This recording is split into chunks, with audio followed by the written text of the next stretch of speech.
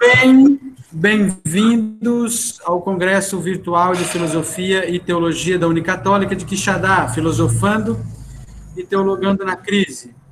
Hoje, nesta manhã, o nosso tema é a Cristologia das Teologias da Libertação. E temos a honra de ter o padre François Costa, que daqui a pouco eu já apresentarei para vocês. Eu sou o professor Rudy Albino de Assunção, sou coordenador dos cursos de Filosofia e Teologia aqui na Unicatólica, organizador do evento, e esse evento da Unicatólica foi pensado para oferecer para os nossos alunos e alunos de outras instituições rico conteúdo filosófico e teológico nesse tempo tão difícil que nós estamos vivendo, né? Para focar também na pesquisa, aprofundar os grandes temas que continuam a nos angustiar, nos provocar, para além dos medos e as incertezas deste tempo. Então, estamos aqui nesta manhã, já na nossa 7ª conferência, temos ainda um bom número pela frente, já batemos um recorde de inscrições, né? Já temos, Padre François, o maior número de participantes desde que começamos, né? Puxa. Lembrando que aqui nós estamos nesse momento em 148, daqui a pouco vai entrar mais gente, mas nós temos, por exemplo, na Diocese de Iguatu, os seminaristas estão numa sala, então nós temos uma audiência ainda um pouco maior do que o número revela. Eu peço que todos desliguem os seus microfones, verifiquem ali, cliquem no microfone até que ele fique vermelhinho, para que não haja interferências nem ruídos. Depois eu vou verificar que eu posso desligar os microfones de vocês, mas é bom tomarem esses cuidados. As câmeras também, certo? Deixa eu desligar aqui.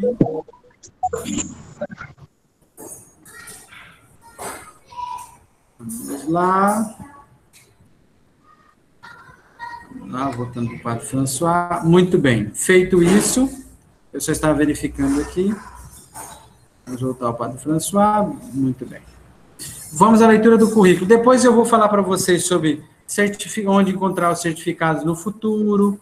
Nós temos também o Francisco Alisson, que enquanto a conferência está acontecendo, ele vai fazer, vamos dizer assim, a chamada virtual e no final ele vai tirar algumas dúvidas, às vezes algum participante que ele não identificou. Então, a certificação será dada depois, mediante, vamos dizer, essa chamada virtual. O Alisson, você pode dar um oi aqui para o pessoal, só diga, mostre, dê sinal de vida. Bom dia a todos, bom dia, professor Rudy. Bom dia, Fernando. E no final ele vai fazer a chamada, ele é o presidente do nosso Centro Acadêmico de Teologia, Dom Ângelo Pignoli. Então, fiquem atentos, não saiam, obviamente, antes de ter confirmado a participação de vocês. Mas nós temos tido uma experiência bem legal, que ninguém sai, todo mundo está lutando para entrar, ninguém quer sair. Né? Então, muito bem. Padre François, vamos ao seu currículo vitae tão generoso, tão rico. Vamos lá. Padre François Costa é doutor em Teologia Sistemática em 2011 pela Universidade de Navarra. Bacharel em 2001 e licenciado em 2020 em Filosofia. Sacerdote católico desde 2004, exercendo atualmente o seu ministério na Arquidiocese de Brasília. Professor na FATEL, de Brasília, na Faculdade Católica de Anápolis e no Institutum Sapientiae, lá em Anápolis também, ligado ao Mosteiro da Santa Cruz, se bem me recordo. Publicou no ano passado, pela editora Cultor de Livros, um manual de Cristologia e Soteriologia titulado Jesus Cristo, o Único Salvador, que eu tive a honra de escrever uma das mensagens, dos comentários na orelha, pois eu já vou, no final eu volto a falar do livro para vocês, e pretende publicar ainda nesse ano a sua Eclesiologia. É autor de vários artigos teológicos e filosóficos, especialmente na revista De Magistro, da Faculdade Católica de Anápolis. Aqueles que quiserem conhecer mais o trabalho, o apostolado do Padre François, podem entrar no seu site, www.padrefcosta.org, que eu já coloquei para vocês aí no chat. No final eu volto a falar das redes e dos meios de acessar o padre, tá bom? O nosso protocolo é O palestrante tem o conferencista de 45 minutos a 1 hora, que é o tempo limite, também para não desgastá-lo excessivamente, e depois nós temos 15 minutos de pergunta. Quando nós chegarmos por ali 40, 45 minutos, eu no chat vou dizer assim, perguntas, e vocês vão mandar as questões escritas pelo chat. Eu peço que vocês escrevam, revisem a pergunta, porque às vezes alguma pergunta vem meio confusa, para que o palestrante também saiba o que vocês estão perguntando com bastante objetividade. Eu vou pegando essas perguntas e vou mandando pelo WhatsApp para o Padre François, numerando-as, para que ele também não precise ficar procurando no chat. Em geral, nós temos de 5 a 6 perguntas, dependendo da extensão e complexidade. Tá?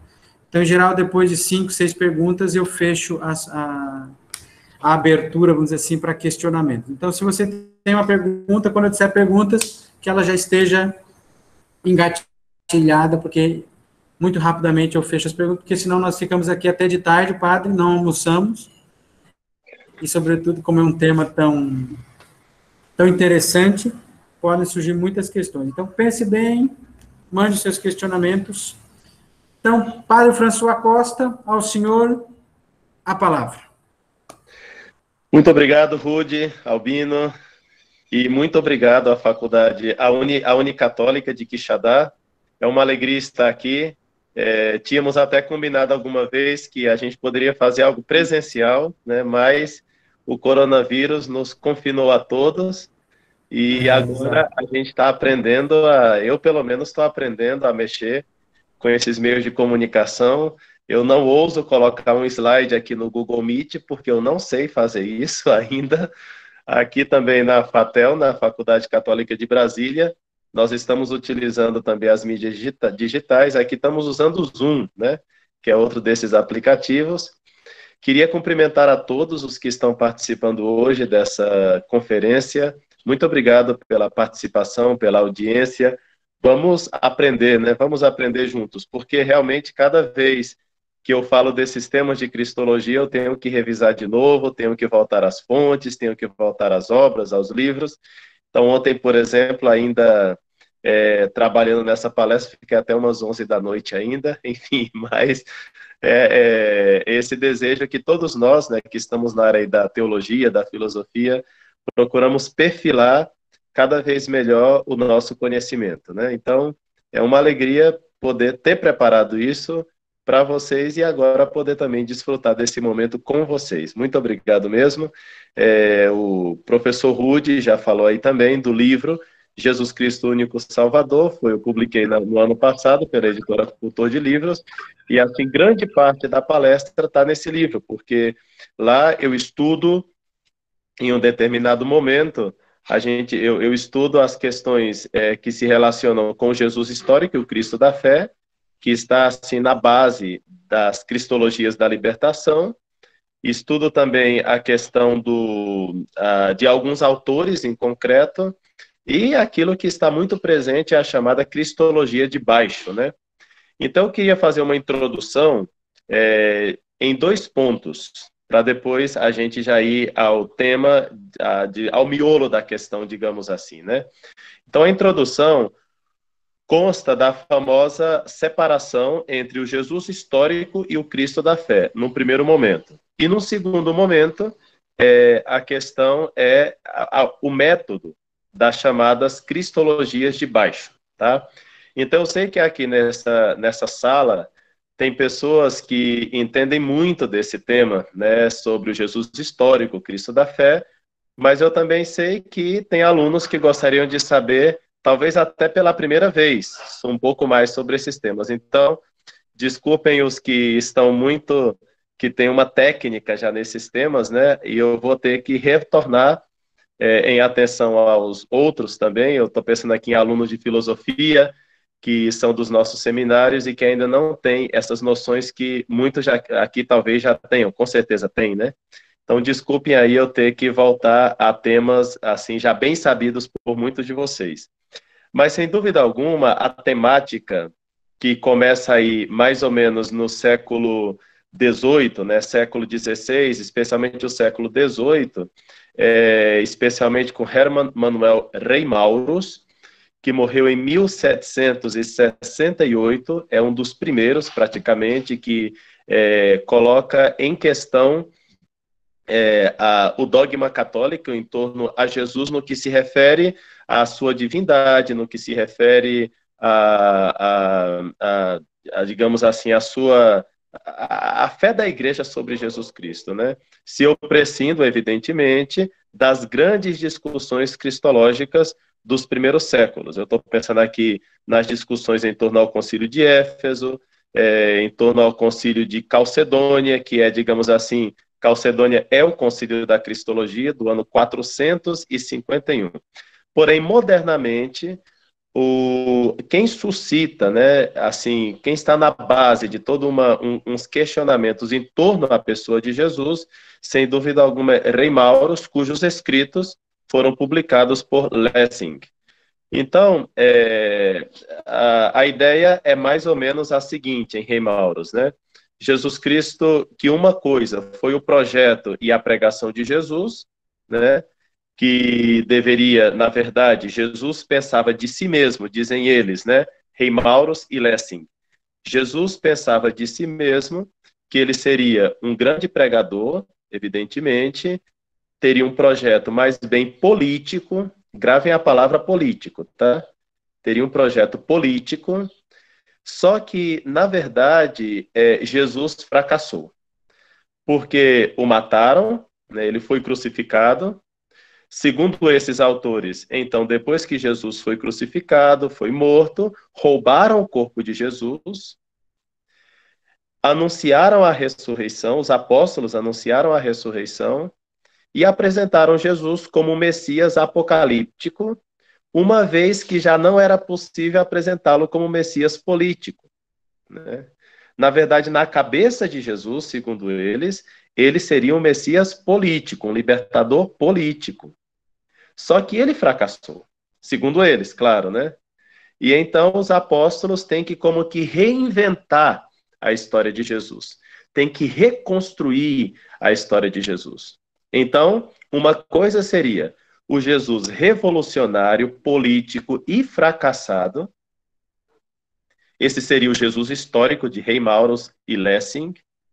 E outra coisa seria o verdadeiro Jesus, o Cristo, que foi aquele que foi idealizado ou mitificado, como queiram, né? Houve uma legenda em torno à pessoa de Jesus, e esse seria o chamado Cristo da fé. O Cristo da fé seria, então, aquele idealizado pela igreja, pelos apóstolos, pelos discípulos de Jesus, porque Jesus Cristo teria fracassado. Então, o Jesus histórico é um fracassado, segundo eles, e o Cristo da fé é um idealizado. Se a gente acredita no Jesus histórico, nós, então, estaríamos seguindo um fracassado. Se a gente acredita no Cristo idealizado, então não estamos na realidade. Então, você escolhe, né? Ou você vai ser frito na frigideira, ou você cai diretamente no fogo, né? Essa é uma situação bastante triste. Um segundo momento dessa discussão em torno ao Jesus histórico é Strauss, né, que morreu em 1874, que publicou uma vida de Jesus que escandalizou assim muita gente. A publicação da obra foi de 1835. O autor se chama Strauss, se escreve com 2 S no final, e o livro se titula A Vida de Jesus Criticamente Examinada, né? Em 2 volumes. Então, foi verdadeiramente escandalosa, porque nesse livro o autor falava que era importante, para compreender a Cristo, utilizar a categoria mito, né? Então, mais uma vez, nós vemos toda uma legenda, a questão da mitificação, a questão da idealização, quer dizer que os evangelhos ofereceriam, quer dizer, os mesmos evangelhos seriam os mitos da comunidade. Os evangelhos ofereceriam, então, não exatamente o Jesus histórico, mas o Cristo da fé. Quer dizer, a própria comunidade dos discípulos de Jesus, como eles roubaram o corpo de Jesus, segundo Rei Mauros e Lessing, agora Strauss vai dizer que, então, o Cristo da fé é um mito, e esse mito está já nos evangelhos, né? Então, os evangelhos seriam essa mitificação. Bom, o terceiro passo e último dessa questão do Cristo da fé vem com Adolf von Harnack. Harnack é protestante, ele morre no ano 1930, mas entre 1899 e 1900, ele deu umas famosas conferências sobre a essência do cristianismo e publicou um livro que não é muito longo, talvez poucas páginas, Das Wesen des Christentums, 1900. Em 1900, publicou esse livro e afirmava que é preciso buscar o verdadeiro cristianismo na pregação de Jesus e em como ele refletiu, como a pregação de Jesus refletiu na primeira geração dos discípulos, né? Então, a substância do evangelho seria apenas duas coisas, né? O que o evangelho nos diz? Que Deus é Pai e que nós somos irmãos. Então, como vocês estão vendo, aqui seria uma redução ao mínimo da expressão, entre aspas, dogmática, né? Deus é Pai e nós somos irmãos. É suficiente. Harnack parece que tinha assim, uma preocupação para unificar os povos em torno a uma espécie de religião universal. Claro, numa religião universal, os dogmas, entre aspas, dogmas, devem ser mínimos, né? E, normalmente, você falar que existe uma divindade que é pai do cosmos, que é pai do universo, isso cai bem numa religião universal. Não é tão absurdo afirmar isso, porque, enfim, desde antigamente a gente tem falado do motor imóvel, né? Do grande, sei lá, do grande arquiteto do universo. A gente falou de tanta... Quer dizer, há uma força que governa tudo. Então, chamar essa força, esse dinamismo de pai, não é um grande problema para uma religião universal. E depois... falar da fraternidade universal é coisa que até hoje em dia está até na moda, né? Todos somos irmãos, né? A humanidade é boa, os homens são bons, enfim. Quer dizer, a fraternidade universal é um tema que, assim, dificilmente vai ser rechaçada, né? Além do mais, continuando com a lógica de Strauss, se Strauss falava que o evangelho está mitificado, Harnack vai explicar que essa mitificação acontece pelo elemento grego. Quer dizer, o cristianismo primitivo, ele teria tido contato logo com a filosofia grega. E a filosofia grega, ela teria como que contaminado a pureza da fé. Então, o mesmo evangelho já seria produto de uma helenização. A fé já não estava totalmente pura, já não se manifesta totalmente pura no Evangelho. Sendo assim, o que é preciso fazer? Descobrir a essência do cristianismo. Esse é o título do seu livro, né? Em meio a tantos mitos, a tantas categorias gregas, a tanta helenização, o que é preciso fazer? Descobrir a essência, o mais importante do cristianismo. O que é o mais importante? Que Deus é Pai e que nós somos irmãos. E, além do mais, isso todo mundo aceita. Não há problema. Bom, nesse sentido, como vocês estão vendo, o Jesus histórico continua como uma espécie de fracassado e o Cristo da fé é aquele Cristo que a comunidade teria idealizado. Claro que, diante dessas afirmações, a Igreja Católica não vai deixar quieto, né? Vai atrás e vai defender a união entre o Cristo da história e o Cristo da fé, ou o Jesus da história e o Cristo da fé.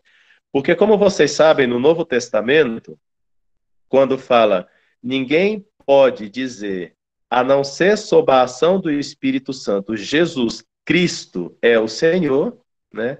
Jesus Cristo no Novo Testamento é uma fórmula de fé. É uma fórmula de fé. Dizer que Jesus é o Cristo já é uma fórmula de fé no Novo Testamento. Quer dizer, esse Jesus histórico que os apóstolos conversaram, comeram com ele, escutaram a sua pregação, esse Jesus histórico, eles o confessaram como Cristo. Como vocês sabem, Cristo significa Messias, né? E os judeus esperavam um Messias. E quem é esse Messias? Os apóstolos identificaram o Messias com Jesus. Quer dizer, esse Jesus que nós escutamos, que nós comemos com eles, e tal. Esse Jesus histórico, esse com quem nós vivemos, ele é o Cristo. Portanto, o nome Jesus Cristo é uma confissão de fé. Isso é verdade. Mas os apóstolos e os discípulos do Senhor, na primeira hora, quando eles confessam o Cristo, quando eles dizem que Jesus é o Cristo, eles não estão separando, mas existe uma distinção, né? Não existe uma separação entre o Jesus da história e o Cristo da fé. Isso não. Mas existe uma distinção. E a distinção é: Cristo é o que eles esperavam pelas profecias, é o Messias. E Jesus é esse que está entre nós. Então é nesse sentido que a gente fala de uma distinção. E na distinção, cabe então afirmar que Jesus Cristo é uma profissão de fé. Mas ao dizer que Jesus Cristo é uma profissão de fé, eu não estou, em momento algum, separando a história da fé. E, além do mais, a história é um elemento importantíssimo para a fé. Basta ver como o Concílio Vaticano II aproveitou todas as tantas contribuições do século XIX e do século XX, especialmente através da leitura patrística, né, da Sagrada Escritura, e de uma leitura crítica, por que não dizer também, da Sagrada Escritura, descobrindo ou redescobrindo a categoria de história da salvação. Quer dizer, a nossa salvação se dá na história, e a história acaba sendo uma categoria muito importante para que pensemos teologia. Então, é o elemento histórico, afirmar o Jesus histórico, entender que Deus age na história, entender toda a Sagrada Escritura como uma história de salvação, a gente percebe que ficou, então, muito valorizado, né? Nessas redescobertas. Bom, um segundo momento, quer dizer, um outro momento, quer dizer, no primeiro, deixa eu ver se eu articulo melhor isso aqui. Então, no primeiro momento, a gente falou, existe uma discussão sobre o Jesus histórico e o Cristo da fé. Eu só apresentei 3 autores aqui, porque essa discussão é muito longa, ela tem 3 a 4 fases, e se eu fosse explicar esse tema de maneira mais profunda, a gente não entraria no núcleo da questão, né? Então, eu só quis enunciar esse assunto no que me serve para explicar as cristologias da libertação. Tá bom? Então, o restante dessa polêmica, se quiserem, podem acompanhar no meu livro e em vários trabalhos que existem hoje sobre o Jesus histórico. Por exemplo, a Paulus publicou uma introdução à cristologia do William Lowe. Lá também vocês encontram bastante desenvolvida essa questão, né? Cito aí como referência bibliográfica dessa conferência. Um outro momento importante é um tal, assim, dentro do Jesus histórico, é um autor chamado Ernst Bloch, que morreu em 1967. Bloch é B-L-O-C-H, tá? B-L-O-C-H é o nome dele, sobrenome, né? Então, e esse autor vai ser muito interessante também com relação às cristologias da libertação. Porque Bloch, ele entende o cristianismo como iluminado pela fé de Abraão. Ele entende o cristianismo como uma espécie de partida sem retorno, um peregrinar, um caminhar, um avançar unânime de um povo, nas suas lutas, nas suas angústias, e cujo momento principal, a meta desse caminhar, é Jesus Cristo, que oferece a esperança e que é a libertação perfeita. Estamos nos aproximando muito, então, das teologias da libertação e, por consequência, das cristologias da libertação. Bom, então aqui nós temos em Bloch uma espécie de uma filosofia da história, uma espécie de teologia da história, onde o elemento esperança, libertação perfeita, Cristo como auge da história, né, aparecem de maneira bastante clara. A fraternidade, o reino renovado, são todos temas que vão aparecendo na obra de Bloch, né? Como vocês sabem, Gustavo Gutierrez, que é um dos principais teólogos da libertação aqui no Brasil, na América Latina, peruano, né? Ele estudou na França, né? E na França já estava a chamada a ação católica, os jovens, e lá na França já tinham o famoso método ver, julgar e agir, né?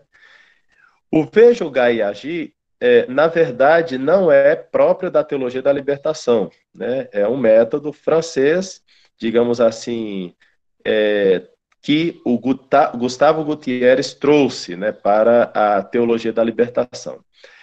Enquanto Gutierrez se formava na França, Leonardo Boff se formava na Alemanha. Então, esses pensadores alemães, que eu acabei de mencionar, sem dúvida alguma, influenciam muito na maneira de pensar de Leonardo Boff, especialmente Bloch, né? E, por outro lado, o Gustavo Gutierrez é influenciado por todo um pensamento francês e, como eu acabei de citar, inclusive por uma espécie de método, né? Ver, julgar e agir. Bom, esse é uma primeira visão para a gente entender como é que a partir do século XVII, XVIII até o século XX se está gestando uma maneira de ver as coisas que eu nem falei aqui de Karl Marx, não falei da maneira marxista de ver as coisas, porque isso aqui já está mais ou menos, quando eu menciono alguns desses autores, especialmente Bloch e alguns outros que a gente poderia mencionar aqui, já está mais ou menos implícita essa maneira marxista de pensar. Por isso eu nem entro muito no tema. O método hegeliano, marxista, está presente quando, já na teologia da libertação, tem sempre uma tese, uma antítese e uma síntese, né? Quer dizer, os detentores do poder seriam a tese, os oprimidos seriam a antítese e a sociedade sem classe seria a síntese. De maneira muito sumária, tá? A gente aqui poderia abundar muito mais nessa questão. Mas, enfim, essas coisas estou dizendo mais como contexto, né? Para a gente entender todo o ambiente das cristologias da libertação. Bom, esse é o primeiro grande tema, tá? Entender a questão do Jesus histórico e entender que nós estamos aqui numa situação que vai nos dar como que o segundo grande contexto para entender as cristologias da libertação, que é o que nós chamamos de cristologia de baixo, né? Então vamos ver. Normalmente, habitualmente, a teologia se faz como com um método descendente, né? Explico. O método descendente seria aquele que a gente escuta a revelação divina, ou melhor, recebe o testemunho da revelação divina nas escrituras e na tradição, né? Porque nós escutar não dá, né? Mas enfim, nós temos o testemunho da divina revelação na tradição e na escritura, então a gente olha para esses princípios que vêm de Deus, portanto, descendente, e a partir desses princípios nós vamos fazendo teologia.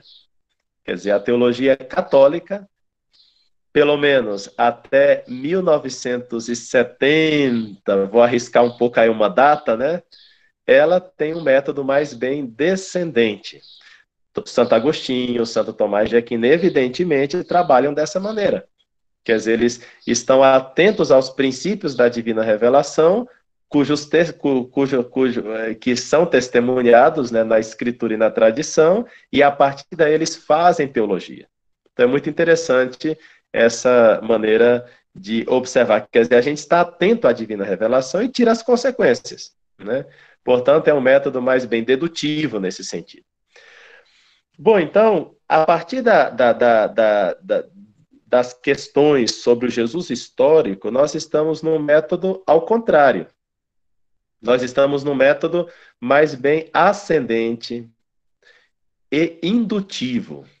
Quer dizer, no primeiro método de Tomás de Aquino, por exemplo, ou de Santo Agostinho, eu vou entender, eu pego lá a Sagrada Escritura e vejo que Jesus Cristo é o Filho de Deus, e vou fazendo teologia, vou chegando no Concílio de Nicéia, no Concílio de Éfeso, no Concílio de Calcedônia, fantástico, né? Agora, no outro método, nesse novo método, eu vou primeira pergunta que eu vou fazer, Jesus existiu? Ah, existiu. Bom, então, já que ele existiu, quem é ele? Ele é um judeu que viveu na Palestina no primeiro século, que pregou o reino de Deus, e ao pregar o reino de Deus, tinha umas ideias que não estavam muito de acordo com a situação reinante, digamos assim. Enfim, o crucificaram, né? Então, primeiro eu analiso a vida desse Jesus. Aí depois eu vou tentar entender como é que se chega à confissão da divindade desse Jesus. Quer dizer, no método descendente, parece que tudo já está dado, né?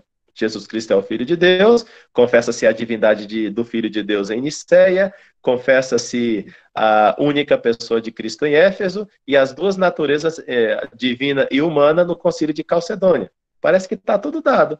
Deus revelou, é assim a igreja estrutura a maneira de professar a fé, e está tudo tranquilo.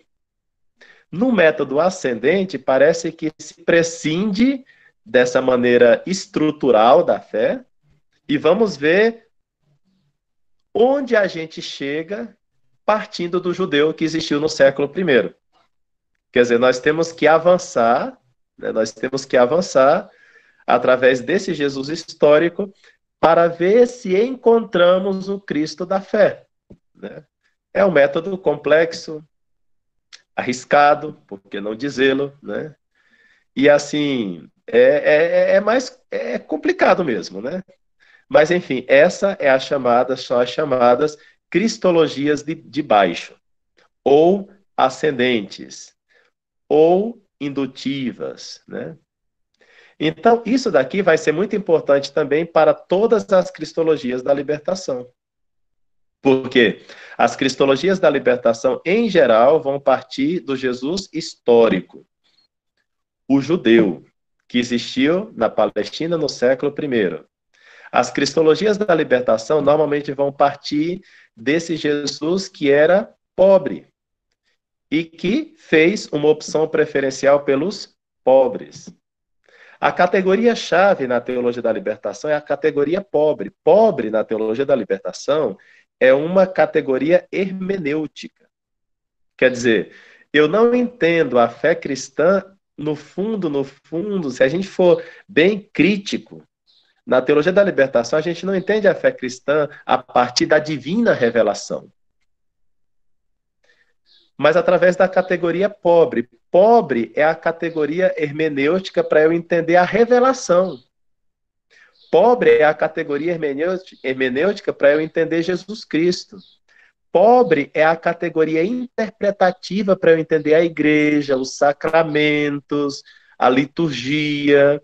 Quer dizer, a palavra pobre, a categoria pobre, ela vai servir para eu interpretar tudo. A Santíssima Trindade, Jesus Cristo, a igreja, os sacramentos, a ética, a moral, a história da igreja.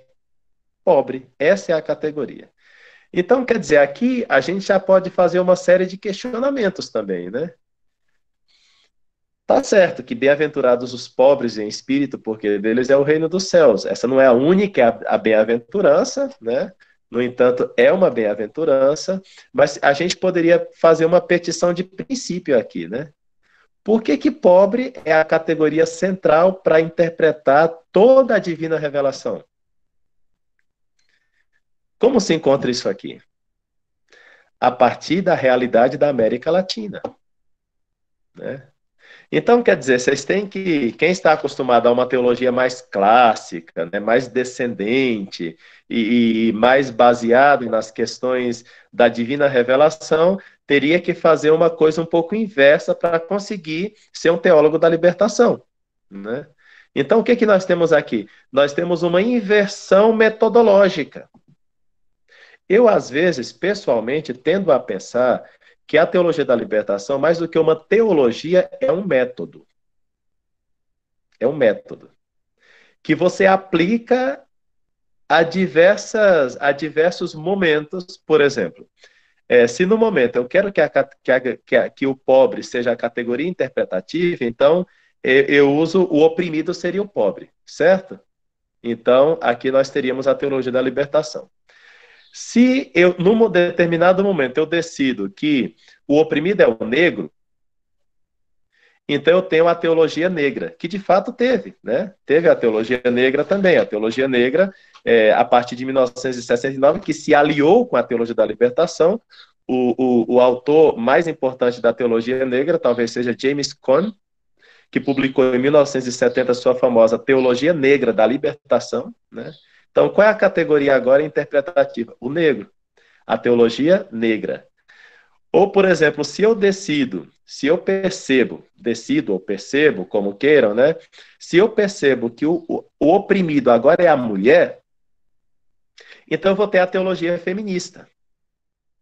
Percebem como, por isso, a meu ver, a teologia da libertação, mais do que uma teologia, é um método. Por isso, a meu ver também, quem mais entende de teologia da libertação, me parece que não é nem tanto desculpe, o Gustavo Gutierrez ou o Leonardo Boff, mas o Clódovis, que foi na questão do método.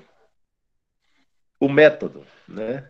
Porque, a meu ver, a teologia da libertação é um método, é uma maneira de fazer teologia. Depois eu posso questionar o método, e eu questiono o método também. Tem que ver se o método é apto para fazer teologia, né? A meu ver, não, né? Eu questiono o método. E se o método for questionado e a resposta for negativa, então isso não é teologia, propriamente falando. Esse é o problema, né? Então, como eu dizia, se o oprimido for a mulher, eu tenho a teologia feminista. Por exemplo, da Mary Daly, que em 1973 escreveu o seu livro publicou o seu livro Para Além de Deus Pai, né? Que seria, então, a Mary Daly. Nesse livro, ela chega a afirmar que o cristianismo é uma distorção das relações humanas. Distorção das relações humanas. Aonde chegamos, né? Então, no caso da mulher, por exemplo, no caso da teologia feminista, né? Libertação é a mulher abandonando o espaço da sociedade sexista e da igreja patriarcal para experimentar uma vida nova. Essa é a libertação da mulher, segundo essas feministas, da teologia feminista, né? E depois elas se questionam, como pode um salvador masculino servir de ajuda às mulheres? Se refere a Jesus Cristo, evidentemente. Né? Como pode um salvador masculino servir de libertador para as mulheres? Então, como vocês podem observar aqui, é importante entender essas duas premissas, né? A premissa da importância do Jesus histórico desconectado do Cristo da fé, né? É o contexto inicial, né? Que vai servir muito para as teologias da libertação. E olha que eu usei no plural aqui, teologias da libertação, porque a Congregação da Doutrina da Fé nos ensinou a ver várias teologias da libertação, né? E depois, o segundo momento é entender o método ascendente, de baixo, e, portanto, é parte do humano, e vamos ver se a gente chega ao divino, né? Agora, o questionamento do método é uma coisa minha. Né? Os dois primeiros pontos que eu falei é uma coisa simplesmente histórica, tá aí, vocês podem analisar nos livros, né? Agora, eu pessoalmente faço um questionamento sobre o método. Se esse método, que eu expliquei aqui, ele realmente é válido para chegar a fazer uma autêntica teologia. Muito bem, então, eu queria, claro, as cristologias da libertação, vocês podem encontrar em vários autores, né?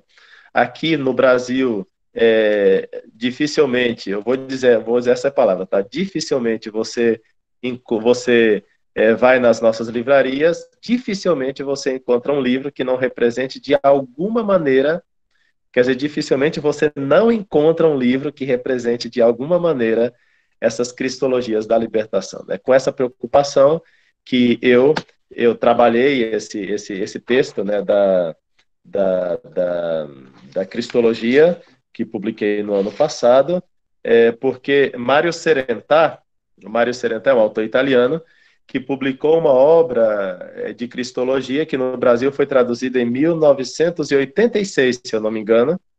E, sinceramente, quando eu dava aula de cristologia, eu não conseguia utilizar outro livro como base, né? Claro que a gente utiliza outros e tal, mas como base me servia muito Mário Serentà, né? Que é Jesus Cristo ontem, hoje e sempre, né? Deixo até aqui como referência bibliográfica também. Mário Serentar, ele é italiano, né? E depois o Geraldo Hackman também tem uma cristologia, mas assim, cristologias no Brasil que não sejam cristologias da libertação, não é tão não é tão difícil encontrar. Quer dizer, você encontra muita cristologia da libertação nas livrarias, isso que eu quero dizer. Muitas. Então, como são muitas, eu queria sublinhar apenas os dois autores principais, né? Um é o Leonardo Boff e o outro é o John Sobrino. O Leonardo Boff escreveu Jesus Cristo Libertador, que no meu livro eu dedico umas 10 páginas a analisar esse livro, né? Acho que fui bastante... Acho não. Pedi a pessoas que pudessem ler o que eu escrevi sobre a obra do Leonardo Boff lá, inclusive em concreto um bispo, né? E eu pensei que eu tinha sido assim, sim, com medo, né, de ter sido um pouco injusto com a obra do Boff, né, na minha análise. E o bispo falou, não, tá tranquilo, e além do mais pegou leve, né? Então, me deixou bastante tranquilo o que esse bispo me disse sobre o que eu escrevi lá sobre o Jesus Cristo Libertador do Leonardo Boff, né? Então, lá o que você tem, né? Na verdade, o Jesus Cristo Libertador, poderíamos resumir, para eu não ficar me citando aqui tanto, tá? Citando a mim mesmo. Então, eu quero apresentar também a análise que o Rosino Gibellini faz no seu livro A Teologia do Século XX, está publicado pela Loyola, tá? Para a gente não ficar citando-se a si mesmo, né? Então, tem uma parte lá na obra do Gibellini, onde ele faz uma análise da cristologia do Leonardo Boff, né? Então, para eu não citar-me a mim mesmo, eu me remito ao livro do Gibellini, onde ele fala que o Jesus Cristo Libertador do Boff ele coloca 5 pontos, tá? E eu vou, então, enfim, explicar um pouco essa obra boffiana, Jesus Cristo Libertador, a partir dos 5 pontos que o Gibellini expressa no seu livro, e quem quiser mais também pode ir no meu livro. No Jesus Cristo Libertador, Leonardo Boff lá ele manifesta um primado da antropologia sobre a eclesiologia, porque no centro está o homem na sua pobreza. Então, como vocês podem ver, a eclesiologia seria mais um tratado, uma maneira de ver as coisas, né, da igreja que seria mais descendente. Mas eu falei que o método da teologia da libertação, e portanto das cristologias da libertação, é um método mais bem ascendente. Então, logicamente, eu tenho que partir do homem. E do homem pobre, do homem oprimido, do homem que vive a pobreza. E entender Jesus Cristo a partir desta categoria. Por isso, Gibellini fala que é um primado, né, a cristologia do Boff, é um primado da antropologia sobre a eclesiologia. Não me interessa tanto o Jesus Cristo pregado pela igreja. Não me interessa tanto isso. Me interessa mais Jesus Cristo, como eu vou descobrindo na América Latina, nos pobres, nos oprimidos. E depois vamos ver se essa visão de Jesus Cristo que está entre os pobres, ela combina com o Jesus Cristo que está na mente dos opressores, dos hierarcas, dos chefes da igreja, né? Que seria uma espécie de burguesia, né? Que seria a tese a qual se contrapõe a igreja da base, a igreja do povo, a igreja dos oprimidos, né? E muitas vezes, como diz Leonardo Boff, naquele outro livro dele, Igreja, Carisma e Poder, seria preciso, inclusive, que os profetas, né, do povo oprimido manifestassem uma leal desobediência. Essa expressão é dele, tá? Uma leal desobediência aos pastores da igreja, quando eles são os opressores dos oprimidos. Então, é interessante essa visão do Gibellini ao analisar a cristologia do Boff, primado da antropologia sobre a eclesiologia, que combina com o que eu já falei para vocês sobre a questão do método, né? Segundo, a cristologia do Boff é o primado do elemento utópico sobre o factual, né? Então, Jesus Cristo aparece como a realização do homem, né? Em vez de ficar analisando, claro, Na Cristologia da Libertação, a gente não fica simplesmente nas questões do Jesus histórico, mas quem é o Jesus histórico? O Jesus histórico é esse que está no meio do povo oprimido, né? Ele, no meio do povo oprimido, dá a chave de interpretação, ou melhor, a opressão do povo é a chave de interpretação para entender Jesus Cristo. O primado do elemento tópico sobre o fato, sobre o factual, né? Em vez de ficar analisando através de uma espécie de teologia científica, através de métodos históricos críticos, através dos padres da igreja, através de uma história bimilenar, né? Eu vou diretamente ao elemento tópico. Aqui, enfim, a questão da utopia na teologia da libertação mereceria uma palestra à parte, tá? A utopia na teologia da libertação. Mas, enfim, não é o caso e eu tenho que seguir com as cristologias da libertação, né? Terceiro momento, terceiro ponto, né? A cristologia da libertação do Boff e, em geral, né, das cristologias da libertação, apresentam essa característica que é um primado do elemento crítico sobre o dogmático, né? Ou seja, para descrever o núcleo da mensagem cristã, eu tenho que utilizar essa maneira mais bem crítica de análise, né, de ver, julgar a realidade na qual me circunscrevo, né? A realidade na qual me circunscrevo seria, sem dúvida alguma, o lugar onde eu realizo essa crítica. Mas a crítica também dos textos, né? Eu disse que tudo deve ser analisado a partir da categoria pobre.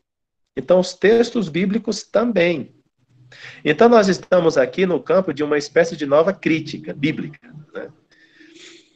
Que, no fundo, não é tão nova, porque depende dos velhos métodos históricos críticos, que eu não estou desvalorizando aqui os métodos históricos críticos, tá? Eu penso simplesmente que eles devem encontrar o seu lugar. E, sem dúvida alguma, os 3 livros de Joseph Ratzinger, o Jesus de Nazaré, que fica aqui também como referência bibliográfica, os 3 livros, Jesus de Nazaré, do Joseph Ratzinger, é uma maneira muito bela de unir os métodos históricos críticos com digamos assim, a dogmática eclesial, né? Ficou muito bem feito aquele trabalho dele. Muito bem, mas aqui não é simplesmente voltar aos métodos históricos críticos para entender a Sagrada Escritura, mas é fazer a crítica do texto bíblico também a partir dessa categoria, né? Então, por isso, o primado do elemento crítico. Como entender o núcleo da mensagem cristã? Como entender Jesus Cristo? Então, é preciso fazer essa leitura crítica, né, do texto bíblico, uma leitura crítica que não deve estar, em primeiro lugar, influenciada pelo dado dogmático. Lembra do começo da discussão Jesus histórico, Cristo da fé? Né? Então, o que eles fizeram? Tentaram encontrar o Jesus histórico, né, e depois disseram que esse Jesus histórico foi um fracassado, e os discípulos mitificaram a coisa, né? Pois bem, vamos de novo na teologia da libertação, na cristologia da libertação, tentar encontrar esse Jesus. Mas esse Jesus é encontrado através dessa categoria que é uma maneira de ler a própria Escritura. Então, eu estou diante de um método bíblico, digamos, de um método exegético, ou digamos assim, de um adendo ao método histórico crítico, utilizando determinada categoria, determinado pressuposto, né? Então, isso é interessante também, estar atento a essa espécie de nova crítica, essa maneira de entender a Escritura, essa maneira de entender os evangelhos, a mensagem cristã, uma leitura que tem os seus pressupostos também, né? Porque o método histórico crítico também tem seus pressupostos. Sem dúvida alguma, nós lemos a Sagrada Escritura com os nossos pressupostos dogmáticos. Muito bem, não tem nenhum problema. Mas, enfim, queria fazer notar que sim, tem o pressuposto aí para entender o Jesus da libertação, digamos assim, né? Depois, o quarto ponto das cristologias da libertação, presente na obra do Boff também, é o primado do social sobre o pessoal, né? As dimensões seculares da libertação de Cristo. Dimensões seculares da libertação de Cristo. Pessoal, eu não quero ser injusto aqui com as cristologias da libertação, dando a entender que eles só utilizam a categoria pobre como critério hermenêutico. Não. Né? O ver, agir, julgar, estou falando do ver, agir, julgar, não do documento de Aparecida, tá? O ver, agir, julgar das cristologias da libertação, evidentemente eles vão no texto bíblico. Eles leem os evangelhos. Tá bom? Então, eu não quero dizer, não quero aqui dar impressão, não quero cometer nenhuma injustiça com o pensamento, porque quando a gente faz teologia, a gente tem que olhar as coisas com serenidade, certo? Não quero cometer nenhuma injustiça com esses pensadores. O que eu quero dizer é que essa leitura bíblica, né, essa leitura da Sagrada Escritura que eles fazem, é uma leitura que sim tem esse pressuposto. Eu não estou dizendo que eles não leem a Escritura, não estou dizendo que eles não façam uma imersão no texto bíblico, não estou dizendo isso em momento algum, tá bom? Não estou dizendo que eles simplesmente observam o dado social, o método hegeliano e pronto, e acabou, e dominam toda a fé com isso. Não estou dizendo isso. Estou dizendo que, na maneira, quer dizer que isso está presente, essa metodologia. Agora, é possível questionar toda essa metodologia, evidentemente. Primado do social sobre o pessoal, de tal maneira que as dimensões seculares da libertação são importantes. Então, toda a questão é política, né? Até que ponto a política contribui para o reino de Deus, por exemplo, em Igreja, Carisma e Poder, Boff critica, assim, explicitamente o capitalismo e elogia explicitamente o socialismo, né? Então, se pode fazer isso em teologia, né? Bom, se você utiliza o método da teologia da libertação, sim, evidentemente sim, né? Mas o que a teologia ou a cristologia, o que ela tem que fazer? Dar uma luz, projetar uma luz sobre as questões humanas, sobre as realidades seculares, ou ela tem que acabar julgando explicitamente determinadas questões seculares e humanas? Então, assim, é preciso entender que para as cristologias da libertação, um juízo sobre os sistemas de opressão, eles são muito importantes, né? E, de fato, como eu acabei de dizer, naquela outra obra, o Boff faz isso explicitamente, né? E, por último, segundo Di Bellini, a cristologia da libertação é um primado da ortopraxia sobre a ortodoxia. Né? Até metade do século passado, era costume, né, que na igreja nós tínhamos uma grande preocupação doutrinal, né? A doutrina e a fé. Não à toa, em 1870, o Concílio Vaticano I define a infalibilidade papal em torno a esses dois temas, né? Fé e moral, quando fala ex cátedra. Por isso é tão difícil, né? É tão difícil a gente ver um ato infalível com as categorias do Vaticano I dos papas, né? O último foi em 1950, com a proclamação da Assunção de Nossa Senhora. Já tem 70 anos que a gente não vê um ato infalível com as características da infalibilidade que o Vaticano I falou do Papa, né? Bom, então, o que acontece aqui? Se até o século passado, metade do século passado, na igreja em geral, tá?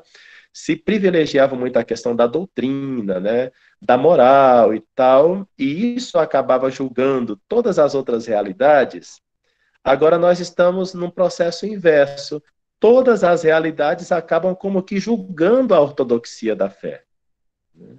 Quer dizer, as realidades seculares, profanas, de opressão, elas acabam como que interpretando, de alguma maneira, a própria fé católica, né? Logicamente, mais uma vez eu digo, a meu ver, é um método bem questionável, né? Eu questiono, por exemplo, né?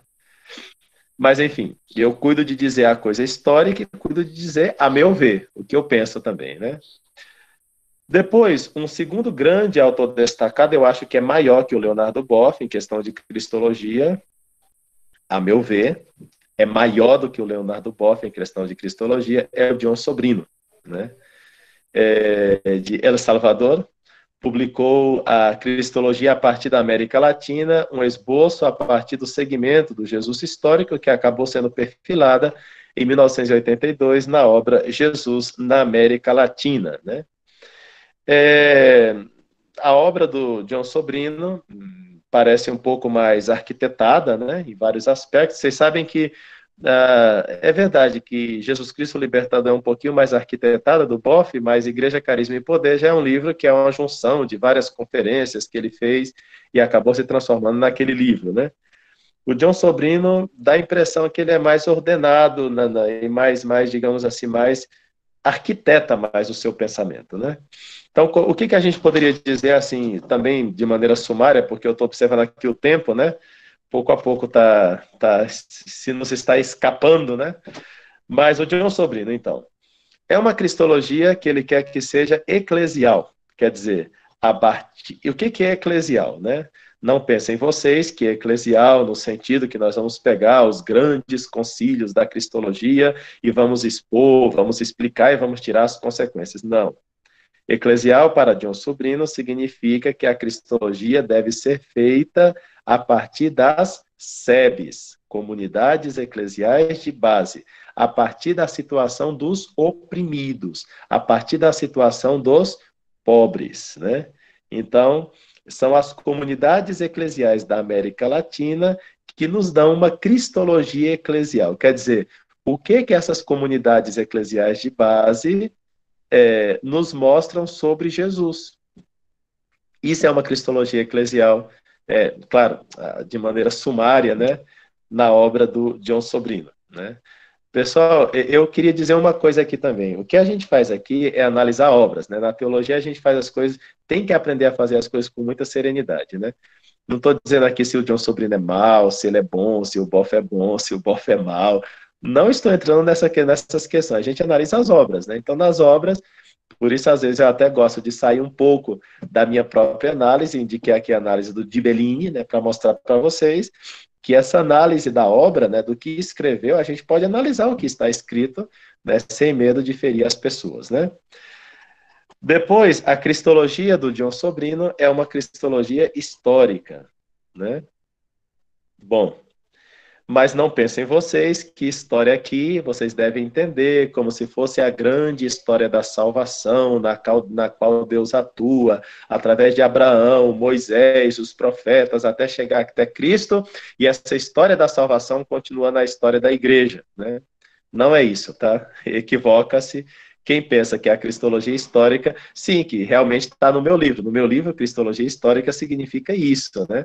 Significa a história na qual Deus atua. No meu livro, Jesus Cristo, único Salvador, quando eu falo de uma cristologia eclesial, realmente está no contexto de uma igreja de 2000 anos, né? Agora, a cristologia histórica do John Sobrino não é uma história da salvação, que tal, enfim. Não, é uma cristologia onde o Novo Testamento é uma história, secundariamente é uma doutrina, e mais uma vez, qual é a história que subjaz em tudo isso, né? O oprimido, o pobre, né? O próprio Antigo Testamento e o Novo Testamento vão ser lidos em categorias de libertação, né? Em categorias de pobreza, né? Em categorias, muitas vezes, de lutas de classe, né? Onde a gente vê o opressor e o oprimido. Então, é isso que a gente tem que entender aqui por essa vida histórica da comunidade, a vida histórica da comunidade, que acaba sendo chave hermenêutica para a compreensão do próprio Jesus. E depois, finalmente, e eu acho que é um mérito também do John Sobrino, né, quando ele fala, quando ele manifesta que quer que seja a sua obra, o seu livro, né, a sua maneira de ver a cristologia, que é uma cristologia trinitária, né? Trinitária. Então, a história concreta de Jesus é um caminho para o Pai. Essa seria a tese principal. A história como o padre Luciano estava falando, por exemplo, quando eles vão...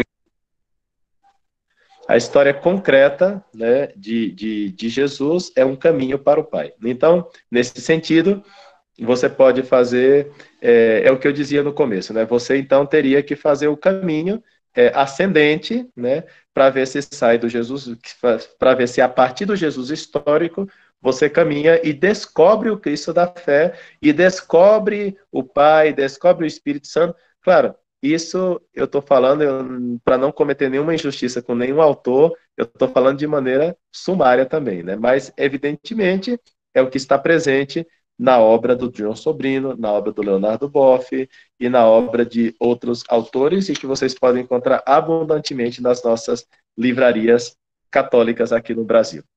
Rude, eu acho que o tempo já estourou aqui, né?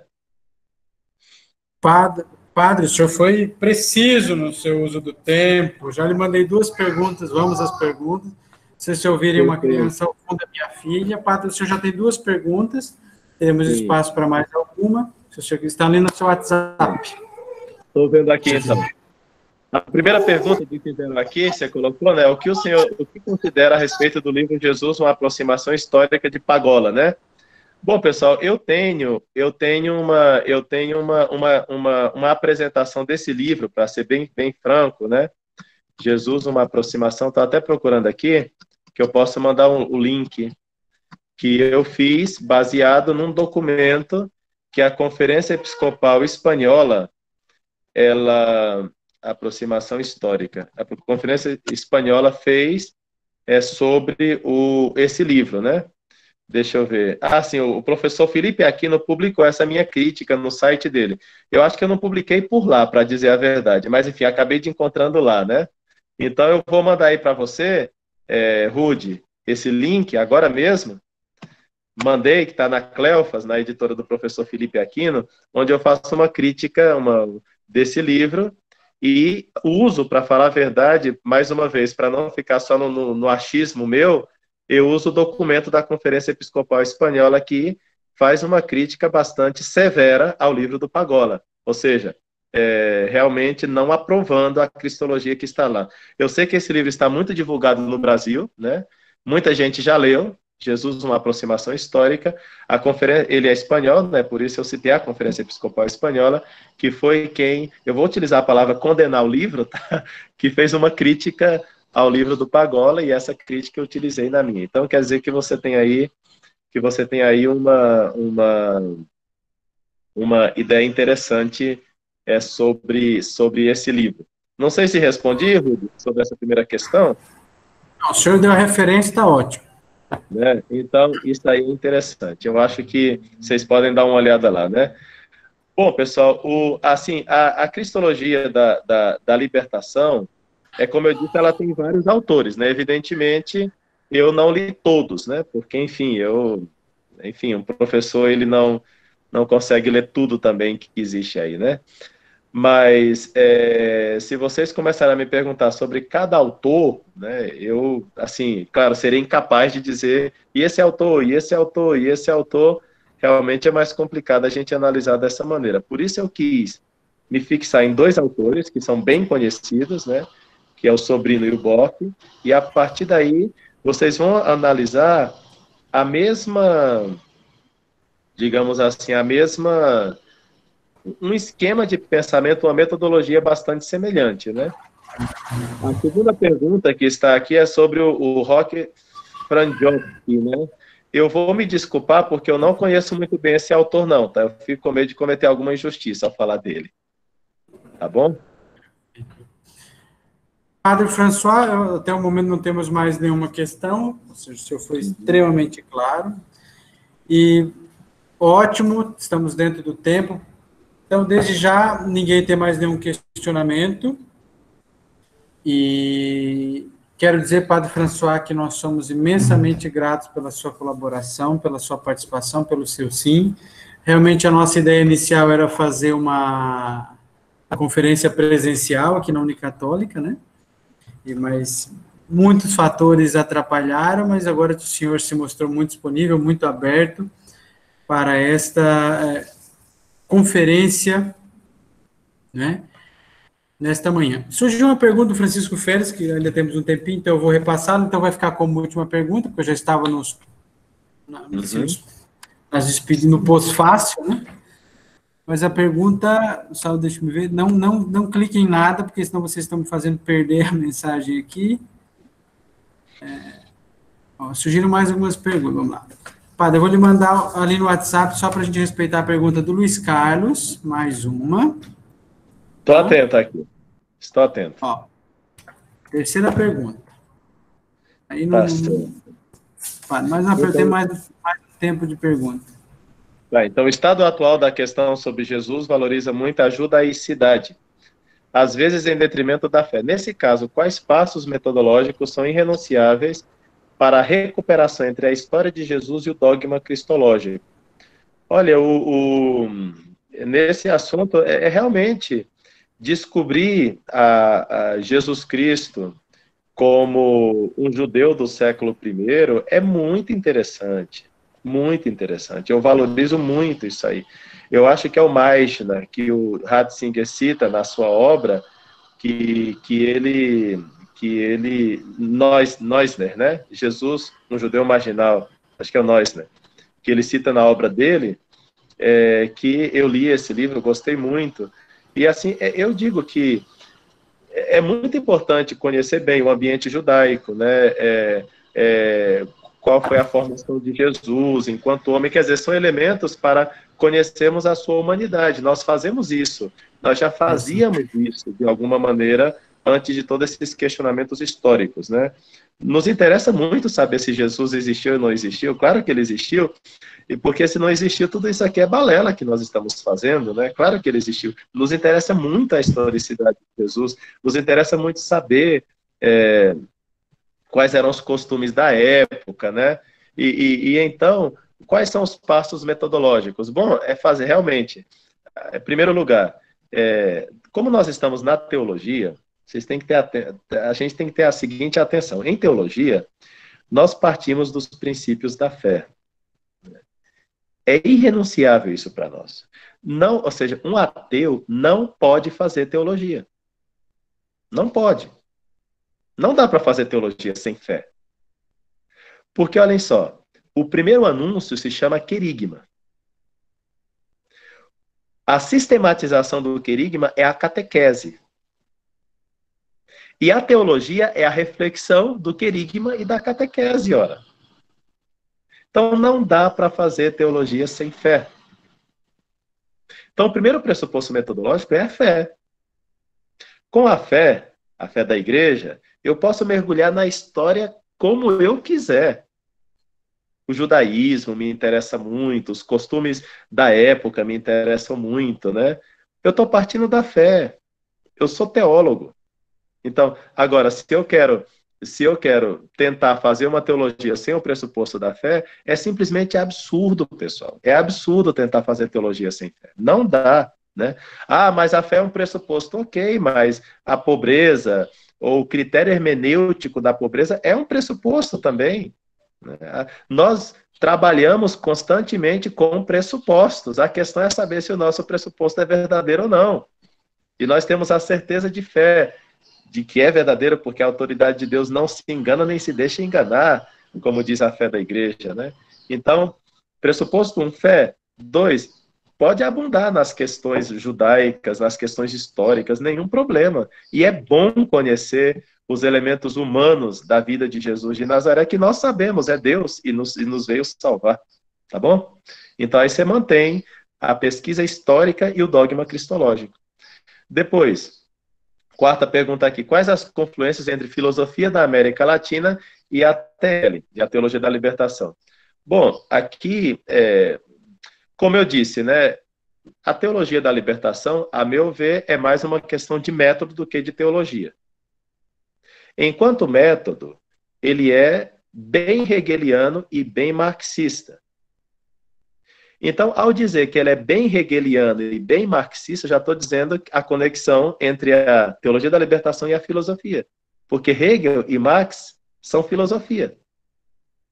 E o método hegeliano é um método filosófico. Se você aplica isso para a teologia, então está clara a relação entre filosofia e teologia da libertação. Agora, falar de uma filosofia da América Latina, olha, com todo respeito, é difícil você encontrar filosofia da América Latina, né? Eu não quero ser aqui eurocentrista, né? Mas, sem dúvida alguma, a filosofia ela é profundamente europeia, né? Vamos lá para Sócrates, Aristóteles, Platão, e todos os grandes pensadores europeus, né? Enfim, espero que daqui dessas 156 pessoas que estamos aqui, que surja um filósofo bom, né? Um filósofo poderoso, desde o ponto de vista intelectual, porque não é fácil encontrar filósofos entre nós, né? Em geral, a gente tem uma dificuldade, assim, por isso a análise filosófica e teológica em torno da teologia da libertação, a meu ver, deve estar mais na filosofia hegeliano-marxista, mais do que em filósofos aqui. Não, você pode citar, né, sei lá, pedagogos que utilizaram da metodologia da libertação, como a pedagogia do oprimido, né? Você pode citar, quer dizer, a maneira, e claro que influenciou entre filósofos, entre pedagogos, entre uma série de pessoas que realmente acabaram trazendo, acabaram juntando essa metodologia em outras áreas, né? Mas a análise primária, né, que ajuda a ver todo o restante, é a relação Bloch, a relação entre Hegel, Marx, Bloch, né, e alguns filósofos franceses em conexão com essa chamada teologia da libertação e cristologias da libertação, tá bom? Bom, se eu poderia fazer um breve comentário sobre a cristologia de Dom Estevão Tavares Bittencourt, faço, e além do mais, com muito gosto. Eu ainda conheci, apesar da minha juventude de 40 anos, né? Hoje em dia a gente é jovem ainda com 40 anos, né? Apesar dessa minha juventude de 40 anos, eu tive a alegria de conhecer Dom Tavares Bittencourt, Dom Estevão, lá no mosteiro dele, praticamente nos últimos meses antes de ele falecer, né? E eu lembro que depois de conhecê-lo, passei com um dos monges lá do Rio de Janeiro, e a gente sabe da fama do Dom Estevão Tavares, por causa daquela revista Pergunte e Responderemos, eu perguntei para um monge lá, e quando o Dom Estevão morrer, como é que vai ficar Pergunte e Responderemos?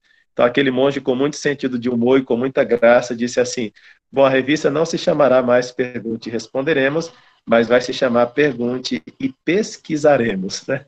Porque realmente a mente do Dom Estevão para construir aquela revista com uma capacidade de síntese, né, que poucas mentes possuem, né? Então, olha, foi até publicado há pouco um curso de cristologia do Dom Estevão Tavares Bittencourt. Eu tenho esse curso, está aqui na minha biblioteca, em algum lugar, né? E assim, pelo que eu conheço do Dom Estevão e da sua obra, evidentemente, Dom Estevão é um homem muito fiel ao magistério da igreja, né? É um homem muito fiel à maneira clássica de fazer teologia, e é um monge, sacerdote, que estava assim muito assim atento ao dia a dia da teologia. Então você vai encontrar na obra dele críticas a livros, né? Respostas a questionamentos da libertação também, né? Mas ele assim é uma voz teológica clássica. Dom Estevão Tavares Bittencourt não pode ser associado de jeito nenhum com a teologia da libertação, mas de jeito nenhum, né? E a sua obra manifesta constantemente uma crítica a essa teologia da libertação, a essas cristologias da libertação, e também posso dizer que é muito legal quando você encontra essa leitura do livro que Dom Estevão fez, e ele expõe o livro, faz uma crítica serena, mas assim, é muito valiosa. Então, Pergunte e Responderemos, que eu diria que é uma espécie de teologia popular, bastante adaptada à nossa realidade brasileira, né? Assim, que qualquer pessoa poderia ler, não está no campo muito especializado, né? E esse curso de Cristologia vai um pouco nessa linha também, mas sem dúvida alguma, Dom Estevão contribuiu demasiadamente bem, né, para a cristologia e para a teologia no nosso país. Eu acho que aí o pessoal do Rio de Janeiro poderia explorar um pouquinho mais a capacidade, o pensamento, a história do Dom Estevão Tavares, né? Tá bom, eu acho que eu respondi, né, a cristologia do Dom Estevão. E eu indico o livro, tá? Curso de Cristologia, Estevão Tavares e Bittencourt. Pede lá para o pessoal do Rio de Janeiro, acho que Eu pus o link já, foi aplicado pela Letra Capital. Já pus o link aí no chat.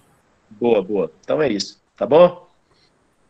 Padre François, a Unicatólica lhe agradece imensamente. Posso dizer com muita alegria que nesta manhã já batemos o nosso recorde, né? Porque online nós temos 155 pessoas.